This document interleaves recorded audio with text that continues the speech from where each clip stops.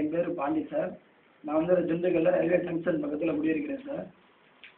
வந்து மினிடோர் வண்டி வச்சுருந்தேன் சார். ஒரு 10 வருஷமாக மினிடோர் தான் ஓட்டிக்கிட்டு இருக்கேன். மினிடோரில் வந்து பார்த்தீங்கன்னா நல்ல மைலேஜ் கிடையாது. வெயிட் வந்து ஒரு 700 கிலோ தான் ஏற்ற முடியும். அதில் சரியாக வராத வருமானம் பத்தலை. வருமானம் பத்தாமல் இருக்க வண்டியில் மாதத்துக்கு ஒரு தடவை வேலை ஆயிரும்.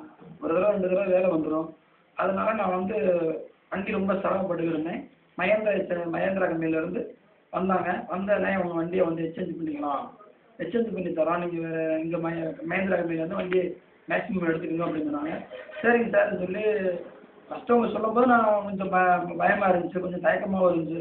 எப்படி நம்ம இந்த வண்டியிலே வருமானம் வரலையே, அந்த வண்டியில் எப்படி வருமானம் வரப்போகுது, நம்ம எப்படி டியூ கட்ட முடியும், எப்படி என்ன செய்யணும் கொஞ்சம் யோசனை பண்ணிக்கிருந்தேன். இதில் சில பேர் நான் டிரைவர்கிட்ட விசாரித்தேன், மகேந்திரா வண்டி எப்படி இருக்குது சார் அப்படின்னு. அவங்க முன்னுக்கு வந்து சாக்கப் சார் போட்டிருக்காங்க, அது என்ன கொஞ்சம் பார்க்க சொன்னாங்க. சாக்கப் சார்னால எந்த பிரச்சனையும் கிடையாது, வண்டி நல்லா இருக்குது மகேந்திரா மேக்ஸிமம், எந்த பிரச்சனையும் கிடையாது. கம்பெனியில் வந்து மைலேஜ் வந்து 20 சொன்னாங்க, எனக்கு 23 மைலேஜ் கிடைக்குது. இது நாள் வரைக்கும் எந்த பிரச்சனையும் இல்லாமல் நான் வண்டி ஓட்டிக்கிட்டே இருக்கிறேன். இப்போ நல்ல வருமானமும் கிடைக்குது, மைலேஜும் குறையில. வண்டியில் வந்து அசால்ட்டாக 2 டன்னு அசால்ட்டாக ஏற்றலாம். பிக்கப் வண்டி நல்லா சடன் பிக்கப், நல்லா வண்டி போகுது. எதுவுமே லேட் பிக்கப் கிடையாது, வேலை கிடையாது. 12,000 கிலோமீட்டர் இது வரைக்கும் ஓட்டியிருக்கேன். இது நாள் வரைக்கும் ஒரு சின்ன வேலை கூட வண்டி நீட்டாக ஓட்டிக்கிட்டு இருக்கேன். ஒரு பிரச்சனையும் கிடையாது. அந்த வண்டி கஸ்டமருக்கு யார் வேணாலும் எடுக்கலாம், எடுத்தவங்க நஷ்டப்பட மாட்டாங்க.